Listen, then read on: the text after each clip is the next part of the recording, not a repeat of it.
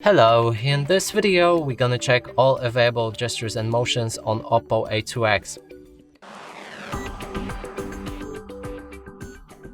To do this, we'll need to open our settings, then find the additional settings at the bottom, gestures and motions. And right here we have all of the options that I'm gonna show. There's also screen off gestures, but I covered them in my previous video on how to use screen off gestures on this device.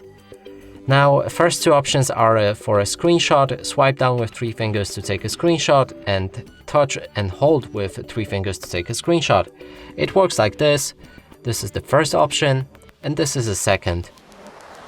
Now you can choose the partial screenshot, so choose whichever amount of screen you like. Then we have the motions. First one, raise to wake. Then lift to ear to answer calls, and the same with lift to ear to answer calls. There's auto switch to receiver, but it works with the headphones. Then we have flip to mute incoming calls. We can lock our device and check them out. So raise to wake should work like this. You pick up your phone in a grip and it wakes up without touching any buttons.